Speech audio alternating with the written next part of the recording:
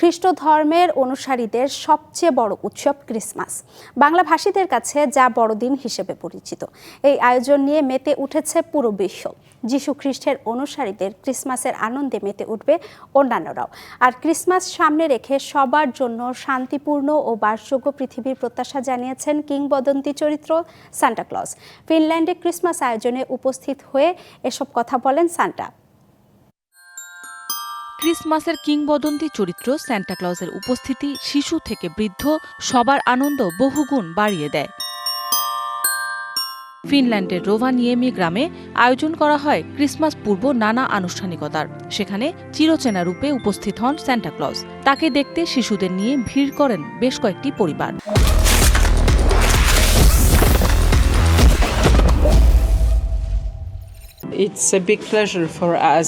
এটা বেশ সুন্দর জায়গা, এখানে থাকতে পেরে ভালো লাগছে। সান্টা ক্লজের দেখা পাওয়া আমাদের জন্য খুবই আনন্দদায়ক এবং তার সাথে দেখা করার স্বপ্ন ছিল অনেক দিনের। জীবনে প্রথমবারের মতো সান্টা ক্লজের দেখা পেলাম। এটা খুবই এক্সাইটিং। এখানে থাকতে পেরে আমরা খুবই খুশি। অনুষ্ঠানে উপস্থিত হয়ে পৃথিবীর বিভিন্ন প্রান্ত থেকে স্থানীয় পোস্ট অফিসে আসা চিঠি পড়েন সান্টা ক্লজ। সবার সাথে কুশল বিনিময় শেষে কথা বলেন সান্টা।